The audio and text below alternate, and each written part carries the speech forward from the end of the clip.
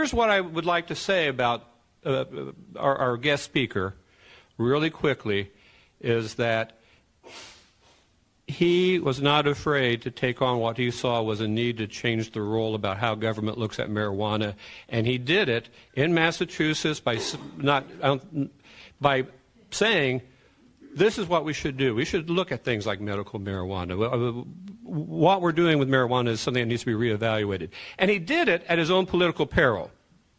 And that is, he was appointed U.S. ambassador to Mexico, but an anti-drug person in the U.S. Senate who was not very fair kept and blocked the nomination. But he kept to his principles on marijuana, and now he's on the board of a cannabis company. So this is who we need in government, the people like Bill Weld here, who's here to speak with us. Former Governor of Massachusetts, Bill Weld, please come on up here. We're looking forward to your speech.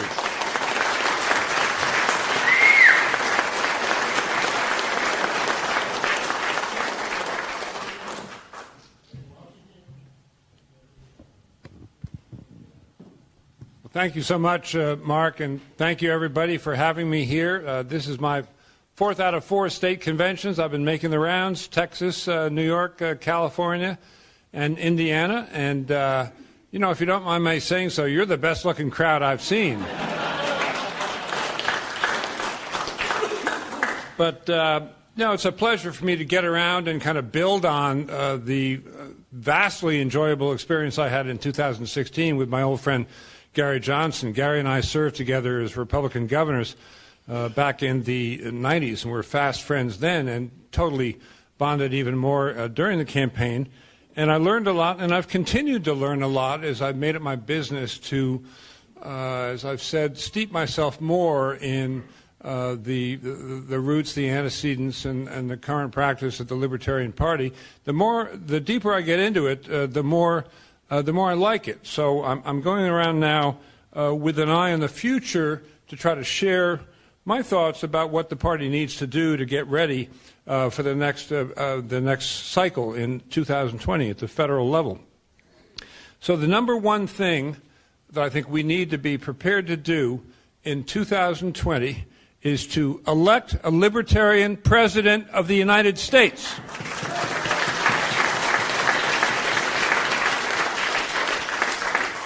I'm not thinking that's far-fetched.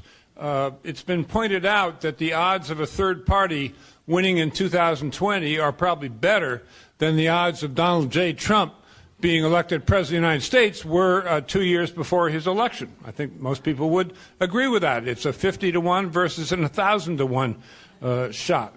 And, you know, in order to get there, I think we just got to go right to what's ailing people in the country at large. And most of the electorate is aware that the R party and the D party, the monopoly parties in Washington, D.C., have long since stopped working for we the people.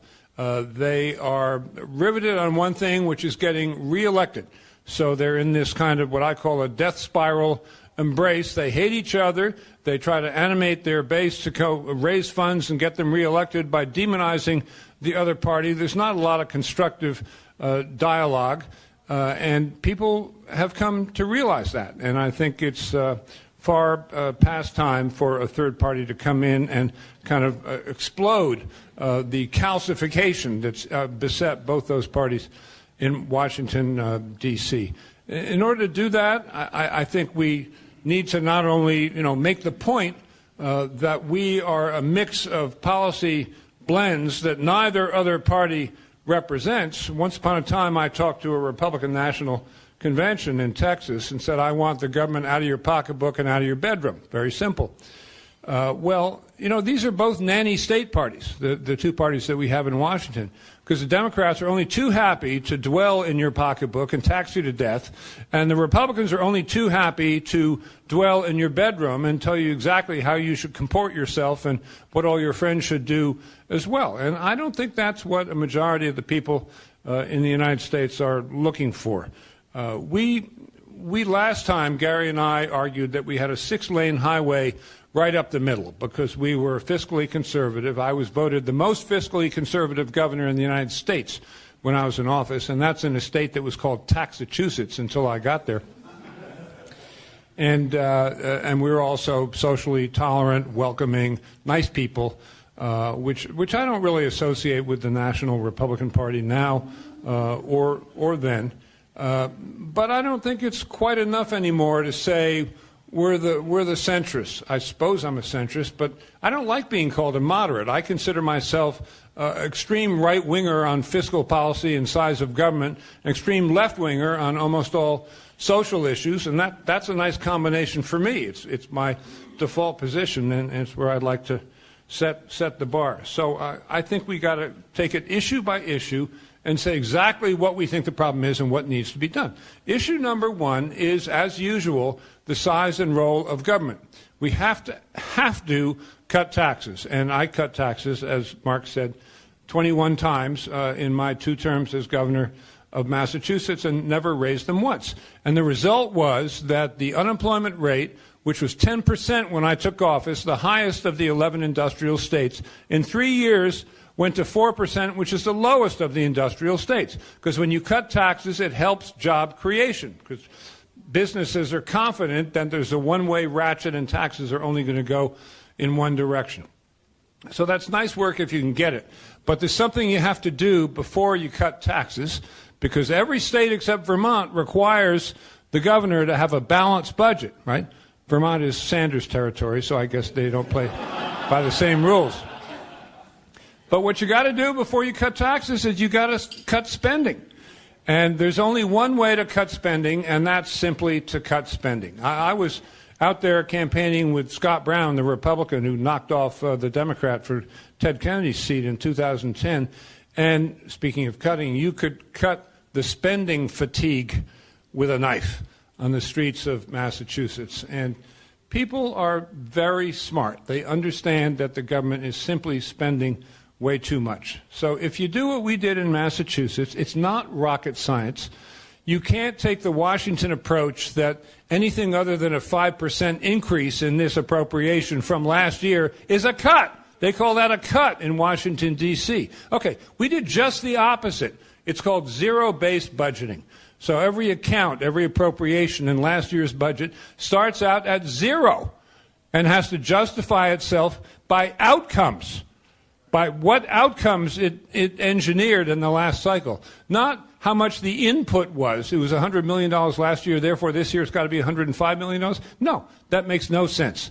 So, but if you measure outputs, the services actually delivered successfully to the citizenry, to the customers of government, then you often come up with a zero answer to how much should the appropriation be this year. And I eliminated entire cabinet agencies in Massachusetts where we really thought that they weren't delivering outcomes for the citizens.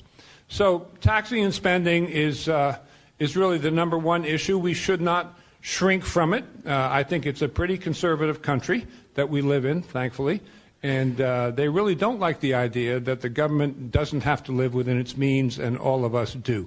So that's a winning argument, and in my case, I can point to the fact that we cut taxes and spending, and the economy absolutely boomed, which is why we got the 71% in my favorite year, 1994. I can't wait to come to the 1994 Society meeting tomorrow morning. It's such a great name. I may even be there with my checkbook. So, looking forward to breakfast. But in order to get the message out there, there's another thing that we have to have besides that good message, and that's to have more funds than Gary and I did in 2016. Gary, you may recall, shortly before the decisions were made on the presidential debates, Gary was polling at 39% of millennials, the group that's going to inherit the kingdom. He was 13% nationwide. Well, that was too much for the R Party and the D Party, and they dumped tens of millions of dollars of negative advertising on our heads, and we went in the space of a week or 10 days from 13 down to 5, so we didn't get into the debates. And, I think that every effort should be concentrated, certainly my efforts are going to be concentrated on making sure that the Libertarian Party has not $1 million in the kitty when the race starts, but $50 or $100 million, and that would be a guarantee against that sort of thing repeated itself. And it means we're going to have to go trolling in waters other than just the Libertarian Party itself. But I've spent a lot of time in those waters, and the Boston and New York financial communities, and I think in 2020, if it's let's say hypothetically the Democrats win the House in the midterms, they would immediately impeach Mr. Trump. No question about it. I don't think they get 67 votes in the Senate unless there's more movement in the Senate than I think there's going to be. So what you have is a 12 to 15-month circus with Mr. Trump on the receiving end of it going into the 2020 election, which is not going to do him any favors. It would be like a Monica Lewinsky 12 or 15 months, except you'd be going into a reelect and not into an end of the second term. And so I think that would be a weakened Republican candidate. I don't think anyone else is going to touch Mr. Trump in the primaries. He's up at 75% approval there, and most of the Republican primaries are closed primaries. It's not like Massachusetts and New Hampshire and I think Wisconsin and other states where independents can cross over, which is why I always got elected. The Republicans weren't so sure about me, but the independents thought, this guy's okay. He's one of us. But those Republican primaries are closed primaries. So for an ambitious Republican to take on Mr. Trump in the primaries, that's going to be an uphill slog. I mean, I'm going to wish them well. I've endorsed John Kasich twice for president, 2000 and 2012 or 16 along the way. But I think Trump will be the nominee. And I think the Democratic Party is likely to yield to its death wish, good old Democrats, and nominate either Elizabeth Warren or Bernie Sanders. Senator Sanders had a complete free ride last time in terms of how can everything be free. And I like Senator Warren as a person, but she does not believe the private sector exists. She went to a small business convention where someone was getting an award for building a new plant, creating 20 jobs. And she said, I want to congratulate you on those 20 jobs, but I hope you don't think you created them. You didn't create those jobs. But this is a direct quote. You didn't create those jobs. Those jobs were created by the government.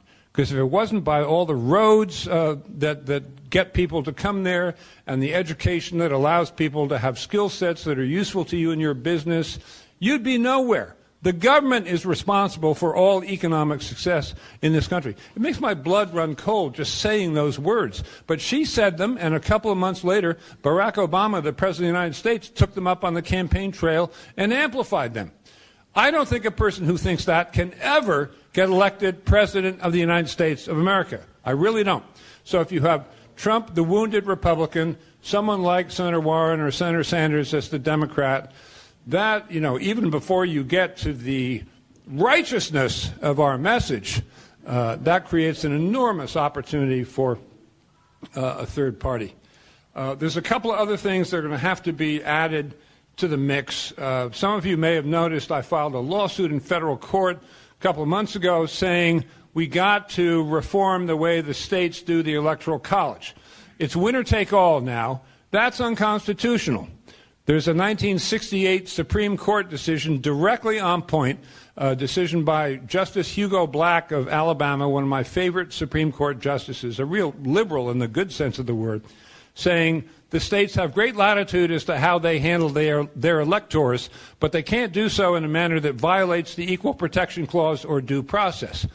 And, our point in the lawsuit is that I filed the suit as a libertarian/Republican in Massachusetts. I never get representation in the Electoral College because it always goes all to the Democrat. So I'm being disfranchised and denied one person, one vote. There's a case directly on point.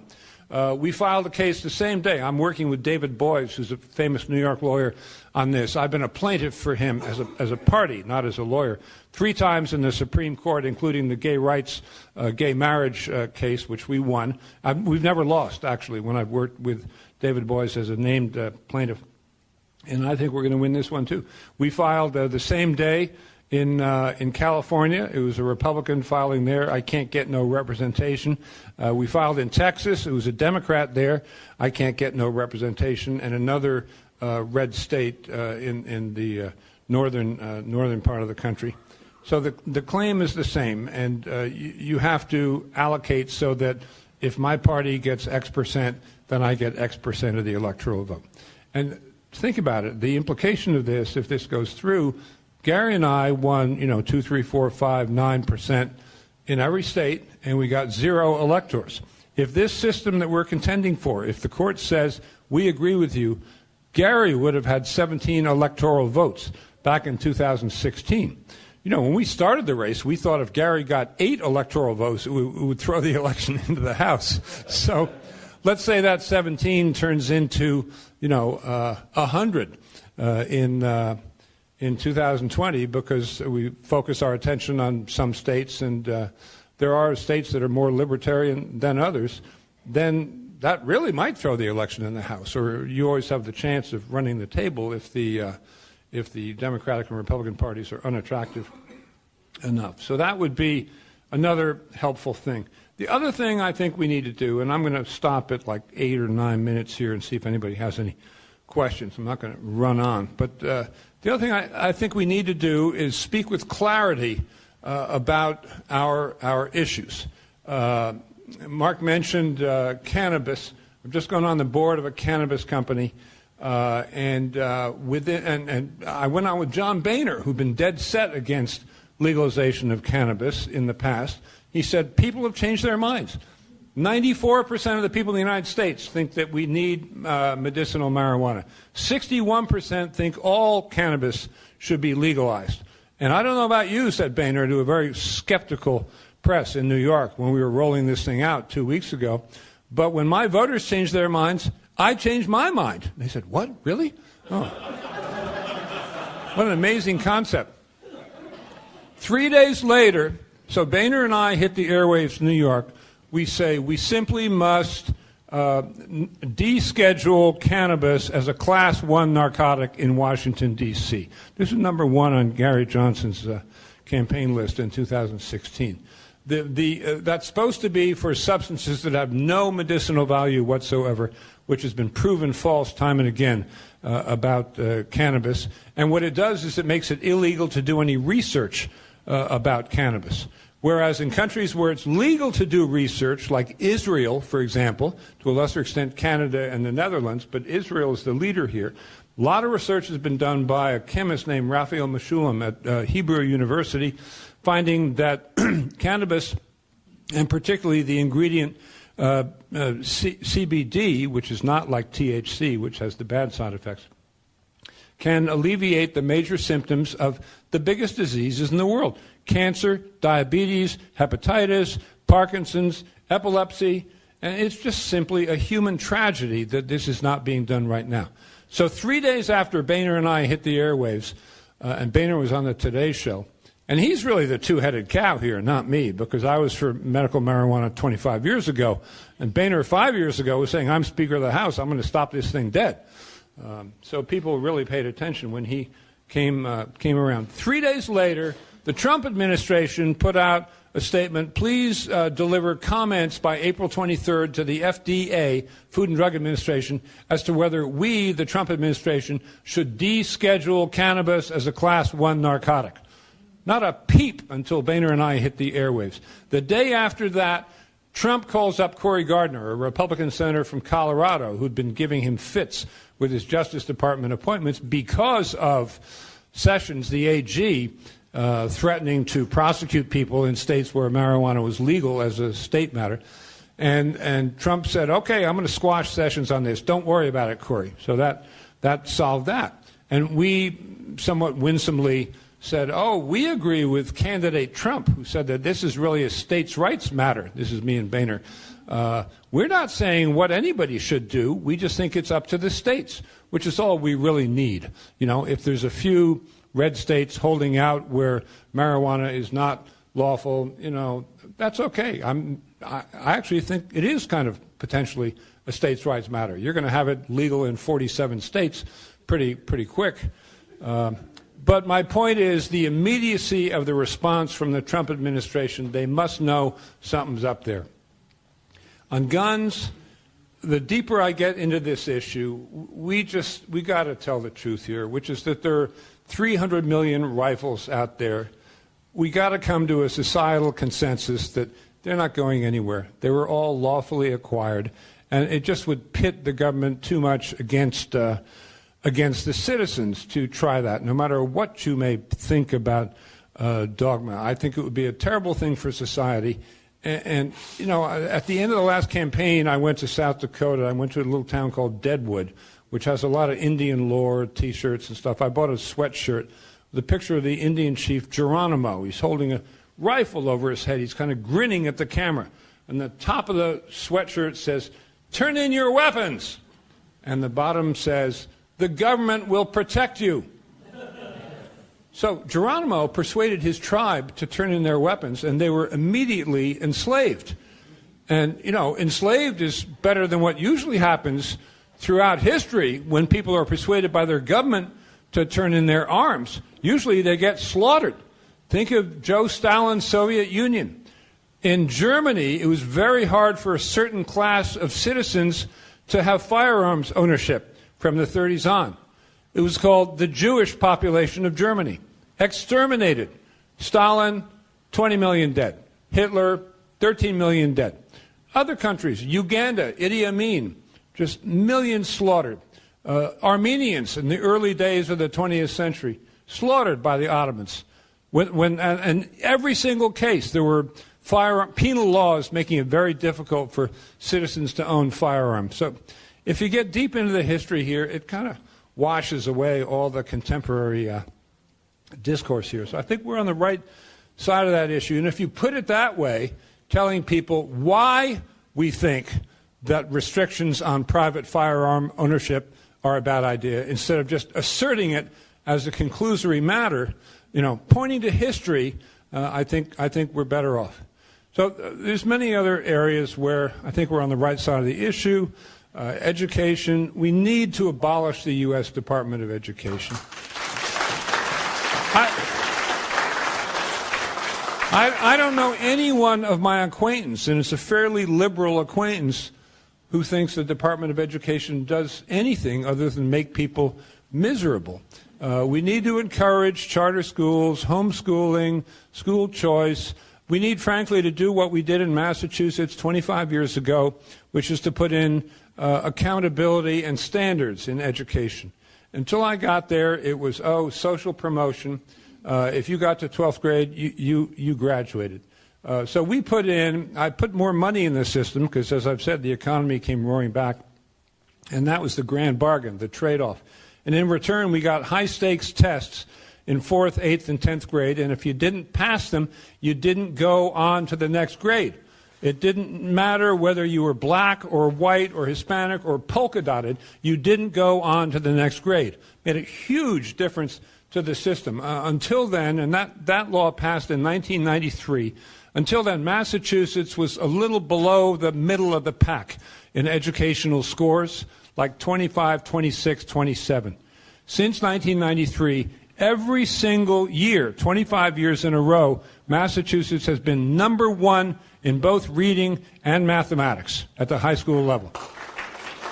So, pretty easy cause and effect there.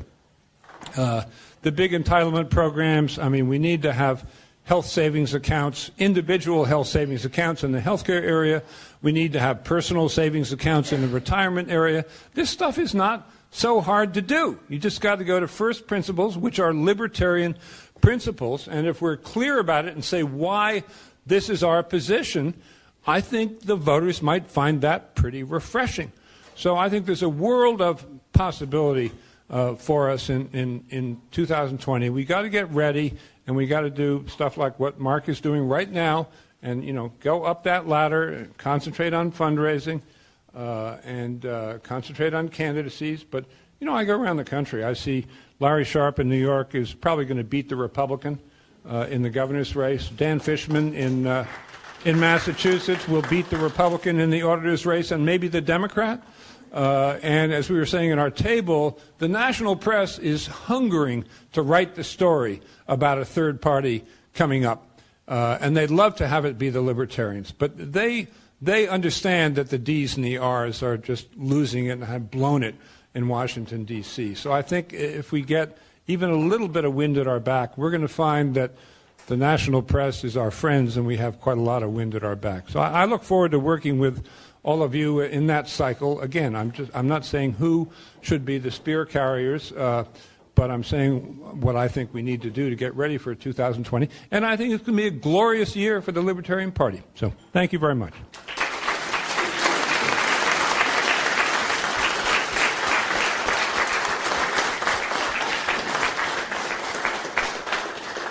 Well, Bill has graciously agreed to take some questions, so I'll be the dictator of the microphone, and if someone starts lecturing instead of asking a question, I will cut you off. So here I see Lucy already. Thank you for coming, Bill. We really appreciate it. I am speaking as somebody who was not a fan of you in 2016 because you came out of the woodwork. I want to say that I really enjoy the things that you've said. You're so much further along your libertarian journey. It is a joy to hear you speak. So for my question, though, I hope that wasn't a lecture. For my question, I'm the Senate candidate. Let's close to the shepherd's hook. I'm the Senate candidate. Big responsibility. Are there any tips that you can give me so that I can move towards winning the election or at least covering the spread so that the first loser knows that they lost because of me?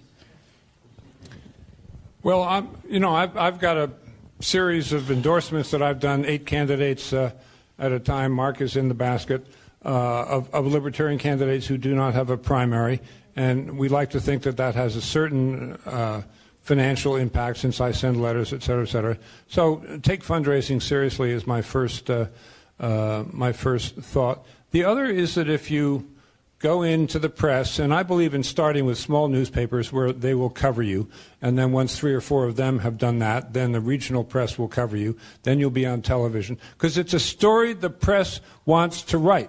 But if you start by, knocking on the door at CBS saying, "World, I'm here," it's not going to happen. But build up slowly, and I think you will get regional and statewide press, and then it's a tangy catnip story when you start to click. So that's the pattern, I think, and just have enough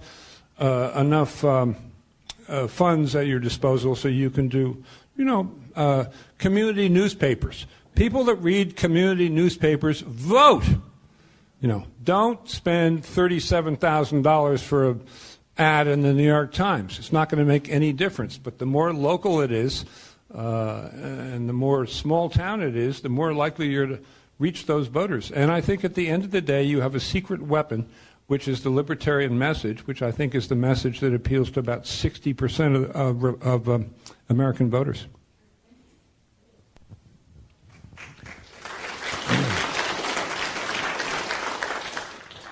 Governor, I loved both of you guys last year, and I like what I'm hearing tonight even more. But there's a question that's nagged at a lot of people that I heard down here on the ground last year. There was something that happened in Massachusetts about guns when you were governor. Do you know what I'm talking about? I actually and what don't. What is your side? I actually don't. I know that my staff was wildly in favor of abolishing AK-47s.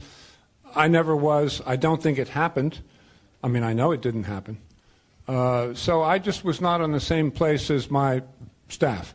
I had not had the benefit then of some of the research I've done more recently, which solidifies me in my position. Matter of fact, I said in California last week, I blushed to think of some of the things I said at the Orlando convention, chief among which was, "Oh yeah, I love guns. I'm a hunter and I own all kinds of guns."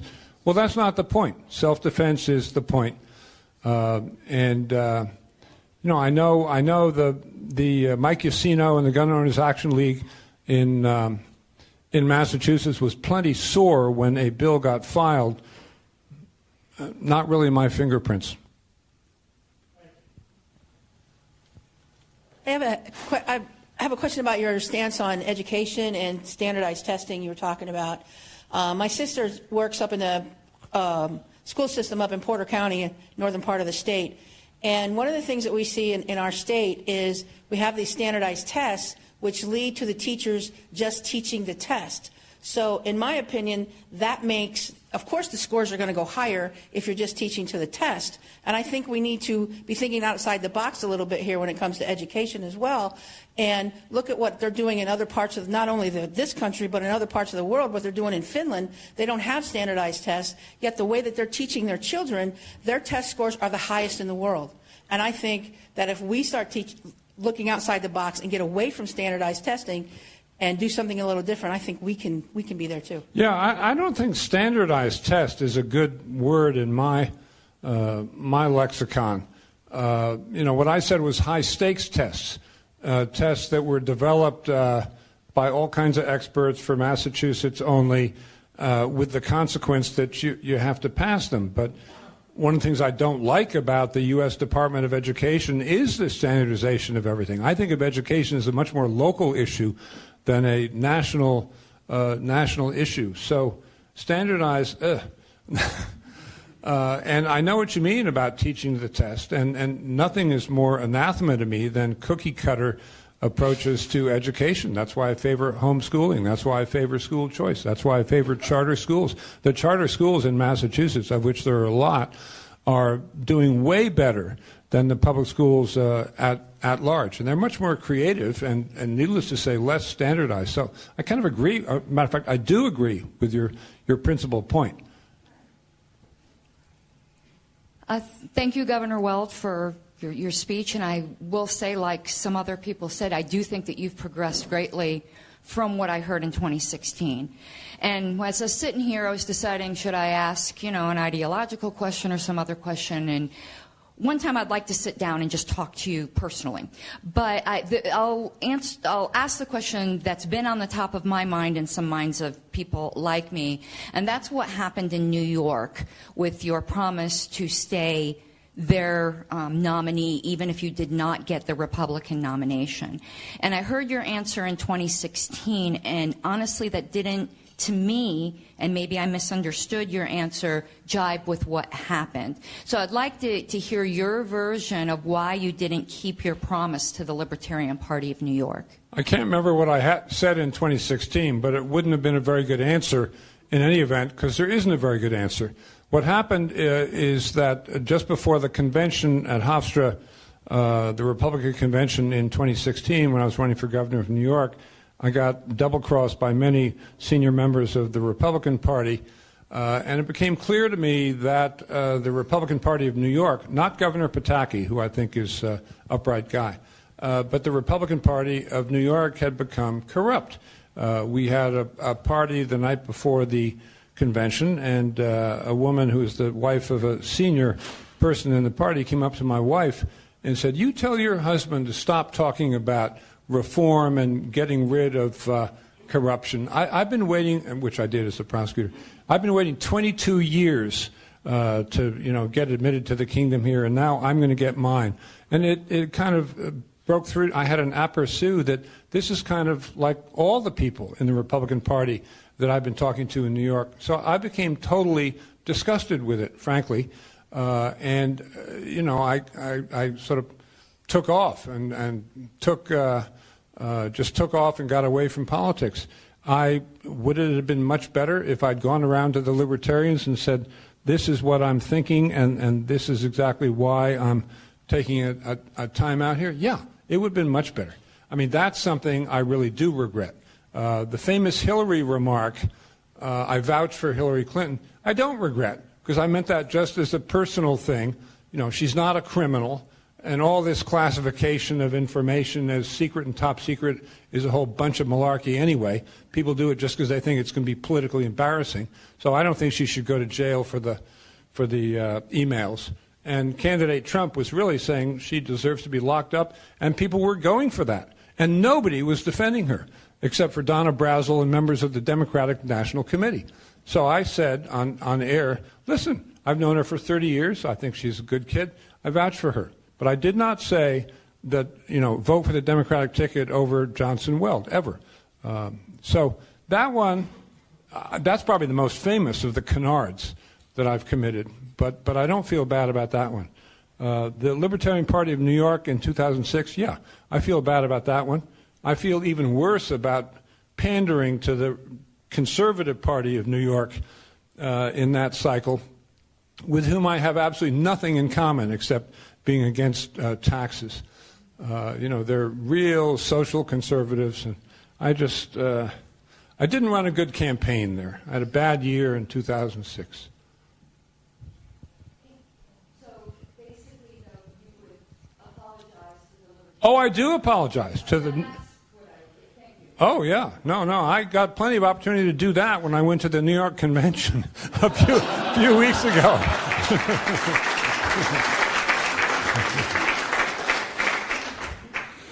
Good evening, Governor Weld. At the beginning of your speech, you talked about the fact that in order to take advantage of the opportunity in 2020, whoever runs for president is obviously going to need to be better funded. And I think any of us who've ever run as a libertarian or are planning on running as a libertarian have heard people tell us, if we don't have enough money to compete, we're not going to win. And one of the things you said this evening in the beginning of your speech was that you have the connections to take us from the $1 million to the number that you think is necessary to be competitive. And one of the things that I run against is the fact that we the people aren't represented in legislatures and in the executive branch of government because big money donors are running the show.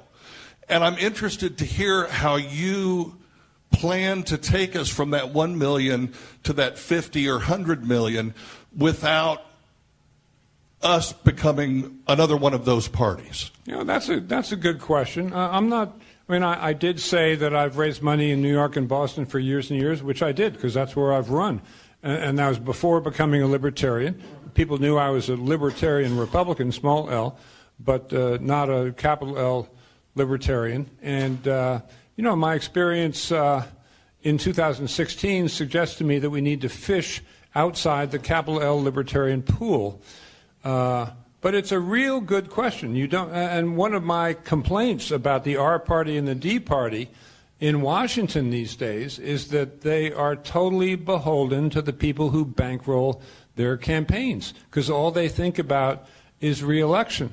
I don't think the Libertarian Party and Libertarian candidates are going to be thinking about re-election to the exclusion of all other issues. They're going to be thinking about putting into practice libertarian principles. So I think there's less danger of corrosion and corruption there. I will also say that tincture of time is a great friend of corruption.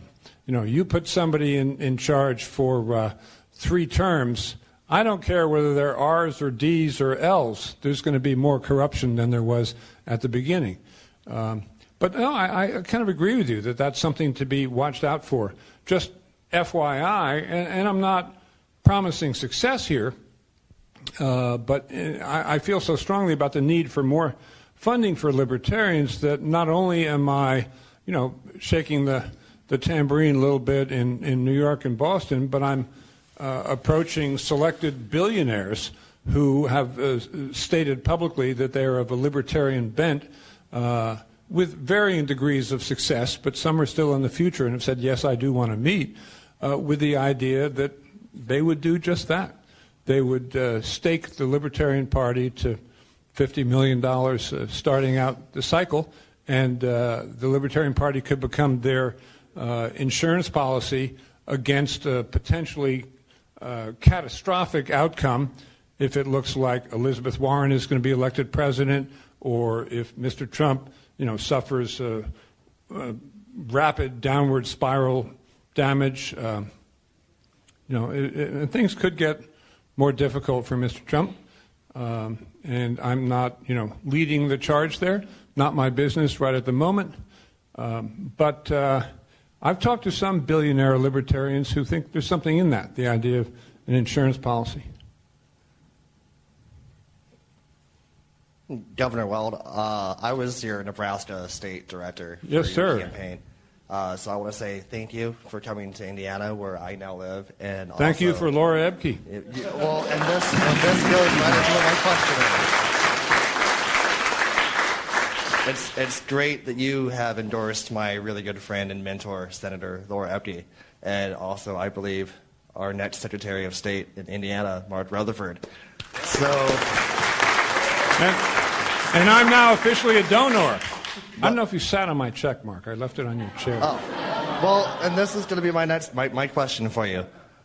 Would I be able to get you to give a donation to our next Secretary of State, Mark Rutherford, right here tonight, and also to State Senator Laura Epke when I go back to campaign for her next week?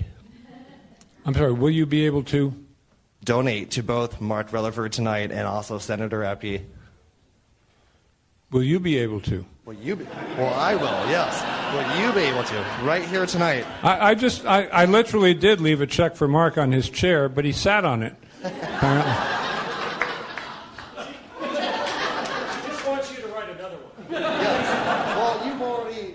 And, Epke for sure. I mean, she's... I'm going to Nebraska next weekend. And I'll give you a check before I leave tonight. It won't be a very big one, but it'll be a check.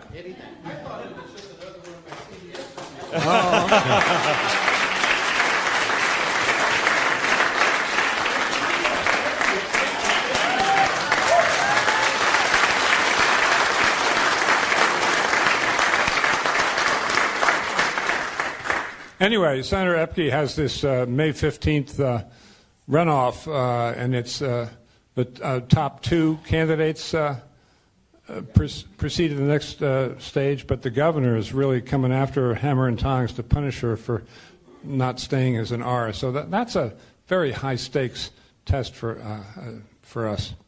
It would not be good to have her not prevail there. And there's a number of candidates around the country who are waiting to see how that one comes out before making the final decision. You know, can a libertarian get reelected is playing in a lot of people's minds.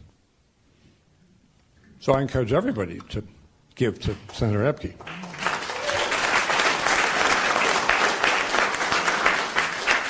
You know, she is the incumbent, and she represented the seat for many years, and I think she has,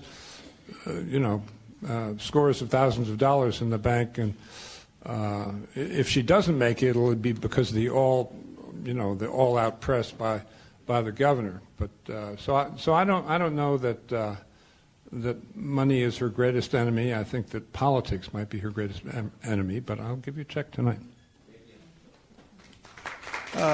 Bill, it's delightful to hear your journey toward at least analyzing the issues and coming down on our side. And move off politics a little bit. Obviously, you have your ideas and plans pretty clearly laid out for fixing K-12 education. I think everything you said was spot on. I've been in industry trying to hire college graduates for decades and having a hard time with that. Apparently, compared to some earlier reference in this country, our college system is just a disaster from a number of ways. Obviously, we're not doing enough STEM. We're like 53rd in the world. But we're getting kids to go into debt for 5 figures or 6 for things they'll never be able to pay off in their entire lives. So part of this is bad guidance. Part of this is government interference in the economics of an education. Do you have similar comments about the college situation as you did with the K-12 situation? Well, yeah, I think the U.S. educational system is too damn elitist, and it's premised on the idea that everybody can grow up to be president of the United States. This maybe is more at the later high school stage than at the college stage, but I have had the experience before we did the reform in mass that kids would get social promotion all the way through, and then they would get to community colleges, and they would have to take remedial math and remedial reading, and they would flunk remedial math and remedial reading. So that's not really doing anybody any favors. So I'm not saying we go all the way to the German system, where at age 14 or something you have to make a decision whether you're going liberal arts or whether you're going to the other gymnasium that's technical and vocational. But I think our educational system, is just illusory. We think that everybody is going to go to an Ivy League college. It's not true. Half the kids in high school are not going to graduate from high school. Half the kids that graduate from high school are not going to graduate from college. And to pretend otherwise is to do a disservice to people who, if they had vocational and technical education opportunities, and there's liberal arts classes in those colleges, but they could have far happier lives and not, be asking themselves all the time, well, how come I didn't major in philosophy at Dartmouth? When it's just not their gig. So I'd like to see some movement in a European direction there. Not so much like France, where everything is memorization, but like Germany, where people are realistic about what the capabilities are for various sets of kids. Governor, I was told this was the final question, so I'll try to make it easy. I remember at Orlando, you were kind enough to come up to the Indiana caucus room and meet with us and answer a whole series of questions. One of the questions, I believe, was, what's your future entail? And I think that your answer was that was going to be your final political campaign. Really? And my question doesn't sound like me at any point in my life. Are you now reinvigorated and looking forward to the future with some more political I am aspirations? reinvigorated. Somewhat to my surprise, I found the entire 2016 campaign reinvigorating. I went back to my law practice and consulting practice, which is mostly Boston, a little bit New York, expecting to have all my clients stolen from me by my partners before I got back. Quite the contrary. Everything boomed. Apparently, it's better to be a small fish in a big pool than a big fish. And I assure you, I'm a huge fish in Boston, where I was governor for 2 terms. But so business is great, and it's booming. I'm doing a lot of public company board of directors work, traveling abroad a lot on business. I almost feel like the world is my oyster. I'm going to London in next month to give a speech in Parliament and another speech to a historical group. Going to to Beijing in September, meeting with Xi Jinping with a group of former heads of state. It's a group I'm a member of because Bill Clinton is the U.S. member and he never comes. So Jean Chrétien, who was the Prime Minister of Canada from 1993 to 2003, who I know well, and Franz Wernicke, who was the Chancellor in Austria when I put Kurt Waldheim on the watch list. Kurt Waldheim, who had been Secretary General of the United Nations. So that was an intense period. But the two of them and I are good friends, and they put me on as a member. So I get to go around once a year with all these former heads of state and talk about the great issues of the day that are not what you think they would be. Of the 179 member countries in the United Nations, the issue that keeps most heads of state up when they're trying to go to sleep at night is, guess what? Water. Issue number 2 is food. Issue number 3 is nuclear non-proliferation. And issue number 4 is religious sectarianism, which used to be a euphemism for Northern Ireland, and now it's just straight Shia Sunni. So I guess that's a euphemism for terrorism as well. But so I'm having a wonderful time. And I'm also having a wonderful time, as I say, broadening and deepening my embrace of the Libertarian Party and its philosophy. It's almost like converting to Catholicism, except I'm not converting.